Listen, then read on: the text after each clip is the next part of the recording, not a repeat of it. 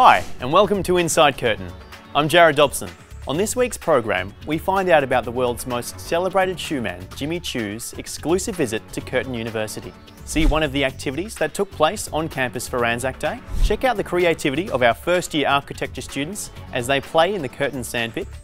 And get a sneaky insight into the new energy pods coming soon to our library.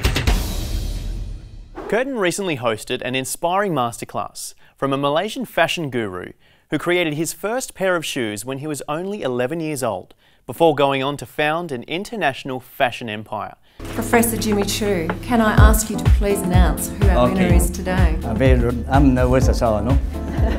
Jimmy Choo came to Perth last year. He came at the invitation of Hawaiian and Seven West, and really he has an absolute passion for students. He loves interacting with students. So he got in touch with Curtin and he came out to see our fashion and textile students. Small group of about 12, and they had the opportunity to actually show him some of their work, which was fabulous. And he spent hours, he spent a lot of time, more than he was allocated, with them. Today we're going to see 10 students who will be given 8 minutes each to make the pitch of their lives to win a chance at a year's mentorship with the one and only Professor Datuk Jimmy Choo. You may have seen the fashion tank, which was students pitching their product. The prize for that is a 1-year mentorship with Jimmy Choo. I mean, that is such an experience for a student. And he is talking about taking them to London Fashion Week with him. How would you get that kind of access? And we choose Mallory, to be working with me. So we congratulate Mallory. Jimmy currently has Liza, who is his protege. That's what he calls her, his protege.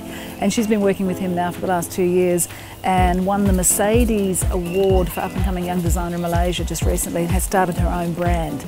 So he takes this very seriously. His idea of giving back is it's fundamental to who he is. To have him mentoring me would be beyond anything I could even think of. He's very generously agreed to be a adjunct professor for Curtin University, which is fantastic, and to go on our Humanities Advisory Board almost as a global ambassador, a global advisor. So what we're trying to do is align ourselves with, I think, great integrity to certain people, certain industry players around the globe that will bring our students that kind of global access. And so we're actually looking to approach another 2 very, very well-known designers to do something very similar. Jimmy Choo has been awarded World's Most Influential Malaysian and an OBE, amongst a heap of other honours, and we're really proud to have him on the Curtin team. Anzac Day is special to all Australians, and while most of the focus is on the day itself, there were plenty of activities going on in the lead up too. Some of them took me back to my days at kindy.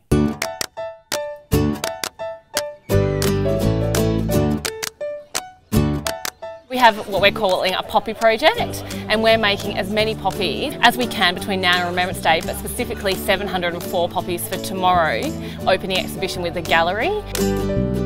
And the gallery is doing an exhibition called Together 100 Years Apart, which is on these posters down here. They've blown up an image from the 11th Battalion and it has 704 diggers, and we're making a poppy for each of those. So we ran the workshops yesterday and we made out 350 poppies. So we had a lot of interest from faculty, which was fantastic, and a lot of students came through in their breaks to do them, and then we've got them today running until 3 o'clock.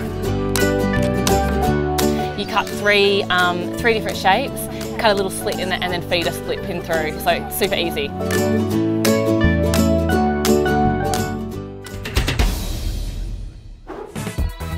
While many may think that architecture and interior architecture students rarely get their hands dirty, Curtin's new first years proved them wrong. So basically, Sound Architecture was the first year architecture and interior architecture students' taste of design studio.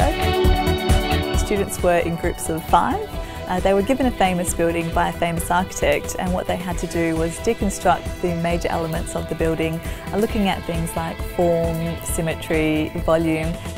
Over 2 weeks they were able to come up with a 3-dimensional design, an abstraction that they were then able to sculpt out of sand. we had a workshop with Tim Darby from Sand Sculpture WA, and then he's slowly introduced to students, sand, the medium, how you work with it and so on. Creation of sand sculpture happens in probably 4 stages. The first is building of the form. The second is compaction of the sand into the form. Then you have to remove the form from the sand. And then lastly, you carve it. I think there was definitely highs and lows. It was very physical at some points. I had to prep the sand, pound the sand, hammer in framework. It was also a lot of fun. Pounding in the full 33-degree heat was a bit of a struggle, to say the least, but it took a couple of hours, a lot of sweat. I think it was very testing at times. Fortunately for the students, no structures sort of got bowled over or disintegrated or anything like that. I think just because we've chosen a design that has quite clean edges, it can be quite difficult to keep them together. They actually formed incredible friendships. People they'd never met, within 2 weeks they were sort of best friends, working together, collaborating, and I think that's so important given that they'll be working with these students for the next 4 or 5 years and really forming these friendships. Well, originally we had planned to do a bit of a demolition party, so after studio the students were going to come down, kick them over, it was going to be a big laugh. Unfortunately that morning, as I came to campus, what had actually happened was a bobcat had bowled them all over, so unfortunately we didn't get the pleasure in stomping on them and saying goodbye. Some inspiring work. Before we go, a new innovation is coming to the Curtin Library from an idea inspired from conversations at last year's Guild elections. Energy pods. But what are energy pods?